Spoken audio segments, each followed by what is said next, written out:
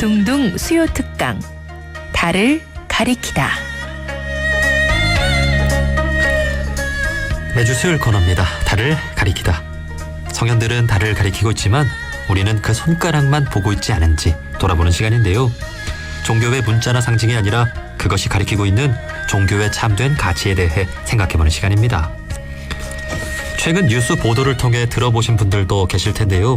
지난 2018년 성소수자들을 위해 축복 기도를 했다는 이유로 교단으로부터 정직 2년의 중징계를 받아서 논란이 된 목사님이 계십니다.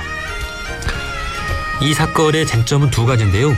하나는 성소수자를 축복했다는 것이 목사 자격을 정지시킬 정도로 큰 잘못이었냐 하는 것이고요. 또 하나는 재판을 하는 과정이 정당했는가 하는 겁니다.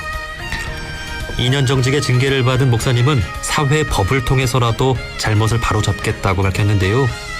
개신교회 주류 교단 중 하나죠. 감리교회 목사님이십니다. 수원 영광제일교회 이동환 목사님을 만나보겠습니다. 목사님 나와 계시지요? 네, 안녕하세요. 예, 반갑습니다. 자, 먼저 저희 청취자분들께 간단한 소개와 인사를 좀 해주실까요? 네네, 반갑습니다. 저는 기독교대학 감리회 소속 목사고요. 수원 영광제일교회를 담임하고 있는 이동환입니다. 예. 네, 만나 뵙게 되어서 반갑습니다. 예, 반갑습니다. 자, 최근 감리교 재판부로부터 정직 2년의 징계를 받으셨죠? 확정이 된 네네. 건가요? 네. 작년 10월 연회 재판에서 성소수자 축복기도를 했다는 이유로 정직 2년을 선고받았었고요. 제가 바로 항소심을 제기했었습니다. 근데, 지난 9일, 재판위원회에서 이 항소심을 이제 각하한다, 이런 판결을 내렸고요. 아직 정식으로 저한테 공문이 도착하진 않았지만, 그렇게 판결이 나서 1심 판결이 이제 확정이 되었습니다. 예. 그 항소는 왜 각하가 된 거예요? 저희가 항소심을 제기할 때에 항소장과 함께 재판 비용, 그 전 재판 비용과 그 다음에 항소심 기탁금을 도합 1,400만 원을 냈어야 됐는데요. 그거를 저희가 돈이 없다 보니까 이제 모금하느라고 좀 늦었는데, 네. 일주일 정도 늦은 것이 빌미가 되어서, 그렇게 재판 자체가 성립이 안 된다. 이렇게 무효 선언을 한 거죠, 사실상. 그 목사님이 재판을 받으려면 목사님이 직접 그 재판 비용 1,400만 원이나 되는 그 비용을 다 내야 되는 거예요? 네. 그러니까 1심 재판 때 그 판결이 그렇게 나왔어요. 정직 2년하고 재판 비용 일체. 그래서 700만 원 정도였고, 그다음에 이제 항소를 하려고 보니까 기탁금을 또 700만 원을 내야 된다고 하더라고요. 그걸 내지 않으면 항소심을 진행할 수 없다 이래서 급하게 모금을 했죠. 근데 조금 늦게 냈다는 이유로 2심을 받을 수 없는 거예요? 이제 그 부분도 사실 그때 작년 10월에 저희가 항소를 했으니까요.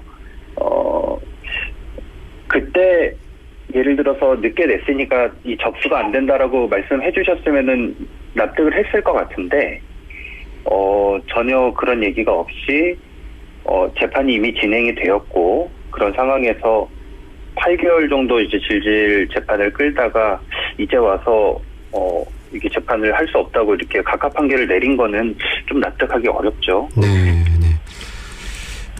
이러한 사건은 이제 개신교 내부의 일이지만 우리 사회 전체가 좀 알아야 한다라는 생각이 듭니다.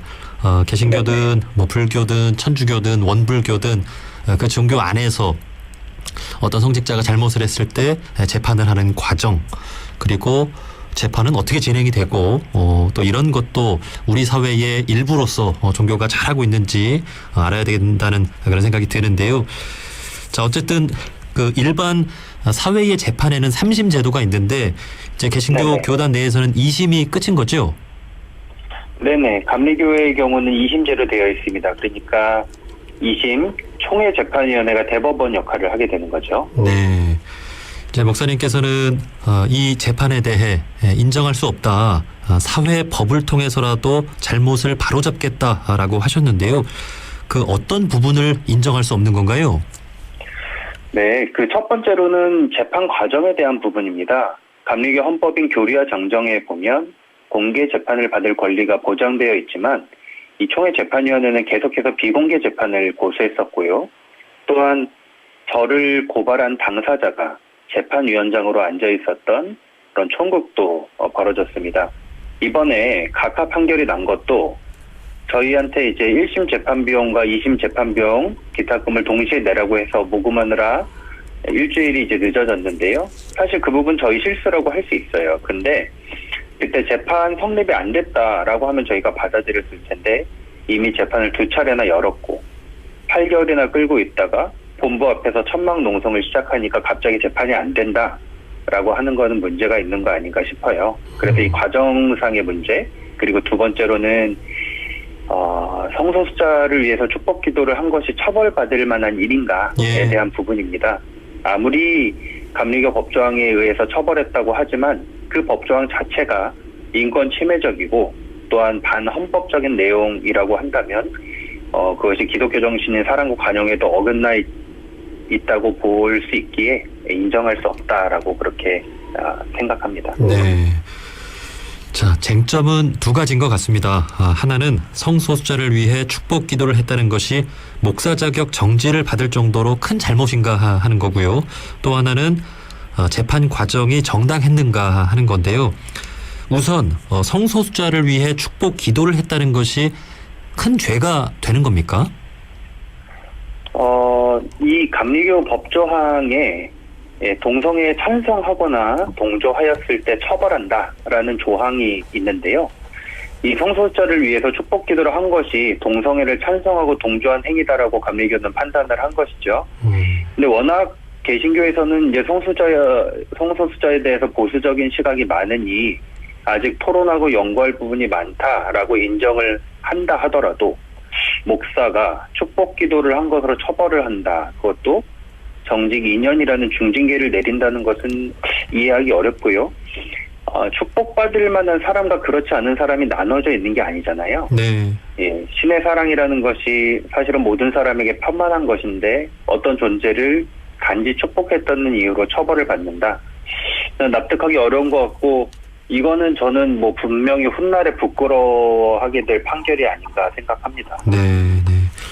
모든 사람은 다 축복받아 마땅하죠. 나아가서 만물이 다 축복받을 존재이고요. 특히 이 사회적인 좀 약자, 어떤 소수자들을 더 축복하는 것은 우리 성직자분들의 어떤 의무가 아닌가 그런 생각도 해보는데요. 그 개신교의 다른 교파인 기독교 장로회 목사님이나 그 성공회의 신부님도 그 성소수자를 위해 축복 기도를 해주신 것으로 알고 있는데 다른 교단에서는 별 문제가 없지 않습니까? 예, 그렇습니다. 그분들은 소속 교파에서 어떤 문제도 되지 않았습니다. 그 성소수자도 하나님의 축복을 받기에 충분한 사람들이라고 그렇게 판단을 하기 때문이겠죠. 역설적으로 감리교가 얼마나 시대착오적인 생각을 가지고 있는가를 좀 보여주는 판결이었다고 생각하고요. 저는 일단 감리교의 많은 분들이 좀 우리 교단에서 눈을 돌려서 다른 교단들도 보고 세계의 여러 교회들도 보고 그 사안들을 보면서 좀 고민하는 지점이 있었으면 했는데 그게 좀 쉽지 않더라고요. 네. 이게 좀 너무 나간 이야기인지는 모르겠습니다만 이렇게 되면 감리교 재판부는 그 기독교 장로회 목사님들이나 성공회 신부님들도 그리스도교의 어떤 성직자나 어떤 교리적으로 인정하지 않는다 이런 꼴이 되는 거잖아요. 그렇게 보는 것이라고 볼 수도 있겠죠. 네. 예. 어쨌든 개신교 내에서 정말 이 성소수자에 대한 그런 문제가 더 활발히 좀 논의될 필요가 있다는 생각이 드는데요. 이제 목사님에 대한 이 징계로 인해 아마 그런 계기가 좀 마련이 되는 것 같습니다. 좀 어떻습니까? 개신교 내의 분위기가? 네. 그래도 조금은 다른 목소리들이 나오기 시작하고 있는 것 같아요. 그 전에는 혐오와 차별하는 의견들이 어떤 개신교의 대표 의견인 것처럼 그렇게 받아들여져 왔다면 이제는 그래도 조금 다른 이야기를 하는 사람들도 있구나 요로 하는 것이 외부에서도 좀 인지하는 정도까지는 왔다고 생각하고요. 저희 감리회를 보자면 내부에서 적극적으로 성소수자를 받아들이고 포용해야 한다는 의견부터 아직 잘은 모르지만 차별하고 뭐 이래선 안 된다, 연구해 봐야 된다라는 의견들도 서서히 나타나고 있어요. 아직은 소수이지만 네. 이 긍정적인 신호라고 생각하고요. 다만 이 반동성애 운동을 열심히 하는 분들도 계시고 또 그분들이 아무래도 힘과 권력을 가지고 있기 때문에 다른 의견을 말하는 사람들을 마녀 사냥하듯이 몰아대고 있어서 어려움이 많은 것도 사실입니다. 네. 그리고 이제 목사님을 고발한 분이 목사님에 대한 징계를 결정하는 재판부의 재판장으로 있었다라고 하는 부분도 조금 문제가 있지 않나 하는 생각이 드는데 어떻게 그 재판부가 결정이 됩니까? 재판부 같은 경우는 이렇게 총회를 통해서 선출을 하거든요. 그런데 어떻게 저를 고발했던 사람이 그렇게 와서 앉아 있었는지 모르겠고, 물론 뭐 우연의 계기로 뽑힐 수는 있다고 생각을 하는데, 그렇게 뽑힌 분이 있으셨으면 분명히 사전에 알았을 거고, 그랬으면 애초에 재판 열기 전에 그분을 뭐 바꾸든지 이런 식으로 좀 조치를 취했어야 한다고 생각하는데요. 그게 아니고 재판이 실제로 열렸고 그분이 그 자리에서 이런 자기가 뭐 고발 당사자라는 얘기도 하지 않고 애매모호하게 얘기를 좀 하시면서 재판을 그래도 뭐 받을래냐 이런 식으로 뭐 하셔서 저희가 조금 느낌이 이상해가지고 사실 안 받겠다라고 해서 기피를 했고, 네. 그 재판이 마치고 나서 쫓아가서 물어보니까 내가 뭐 너 당신 고발한 사람인데 그래도 나한테 받는 게 좋았을 걸 이러면서 되게 뻔뻔한 태도를 보이시더라고요. 예. 네, 그래서 좀 어이없는. 네. 그 재판부는 그 교단의 대표자로서 좀 다양한 입장들을 이해하고 포용적인 시각을 가진 그런 분들이 자리를 했어야 하지 않나 그런 생각이 드네요. 자, 이제 목사님께서는 교단 재판부의 결정에 대해서 인정할 수 없고 또 사회 법을 통해서 잘못을 바로잡겠다고 하셨는데요. 어떤 준비를 하고 계신 건가요? 네네. 그 기자회견에서도 말씀드렸었는데 이 절차적으로 부당했을 뿐 아니라 인권 침해적인 요소가 다분했던 재판 그리고 판결이었다고 생각하기 때문에 세속법정에서 이에 대한 문제를 제기하고 기독교 내에 이 성소수자 차별이 단지 교회 내의 문제가 아니다. 이게 사회적인 문제다라고 이렇게 사회적 이슈화를 해보고자 이렇게 하고 있습니다. 그래서 변호사님들과 함께 사회재판을 준비하고 있는 중에 있고요. 또한 네, 뭐 그건 이제 사회재판 일이고 이제 교단 내에서도 이 차별적인 조항을 바꿔가야 되기 때문에 네. 그러한 운동도 함께 벌이려고 합니다. 네, 네. 우리 종교라는 것도 사회의 일부인 만큼 종교 안에서 벌어지는 일들이 우리 사회와 이렇게 잘 또 소통해야 되고 그 가치도 맞아야 하지 않나 그런 생각이 듭니다. 앞으로의 그런 또 과정이 또 기대가 됩니다. 사실 그 종교의 오랜 역사를 보면 해당 종교의 그 주류적인 입장과 맞지 않다는 이유로 수많은 핍박과 또 내쫓김을 당한 역사도 찾아볼 수가 있는데요. 이제 목사님께서는 이 정도의 상황이 올 거라고는 예상하지 못하셨죠? 예. 근데 뭐 어느 정도 논란은 있을 수 있겠다 생각했습니다. 워낙 보수적이니까요. 그런데 이 정도로 이슈가 되고 처벌이 될 거다라는 생각은 전혀 하지 못했고요. 왜냐하면 뭐 제가 엄청난 일을 했다라고 한다면 뭐 어떤 각오도 하고 핍박 뭐 이런 것도 생각했을 텐데 사실은 제가 한 일이라고는 목사로서 당연히 해야 될 축복 기도를 한 거 아니겠습니까? 예. 근데 이게 이 정도의 상황이 될 거라고는 정말 상상도 못했죠. 네, 네. 우리 누구나 다 양심을 가지고 있고 또 이제 종교인들은 신앙의 양심이라는 게 또 있죠. 하나님 앞에 전혀 부끄럽지 않은 정말 당당하게 목사님의 어떤 사명을 행하신 건데 이렇게 됐다라고 하는 것이 그 이웃 종교의 입장에서도 참 안타까운 마음이 듭니다. 그 원불교의 기본 정신이기도 합니다만 모든 종교의 근본 정신은 차별과 배제가 아니라 사랑과 포용이겠죠. 이제 이해하고 용서하고 품어주고 이제 목사님께서는 당당히 그런 길을 가고 계신 거 아니겠습니까? 예, 그 원불교에 동포원이라는 교리가 있다고 알고 있어요. 예. 네, 저희 기독교도 포용, 환대라는 개념이 있거든요. 내가 잘나서가 아니라 나 역시도 누군가의 포용적 자세가 없이는 사실은 살아갈 수 없는 존재고 우리는 서로에게 그렇다고 생각합니다. 그래서 내가 어떤 종교적 신념을 가지고 뭐 종교적 교리를 가지고 혹은 율법을 가지고 누군가보다 더 우위에 있다. 그래서 어떤 존재를 낙인 찍어서 차별하는 행태는 기독교적이지 않고요. 더 나아가서 종교적이지도 않다라고 생각하고요. 그런 면에서 조금 저로서는 뭐 저희 신앙 고백으로 말하자면 예수의 길을 따르는 네, 그러한 길을 가려고 노력하고 있습니다. 예.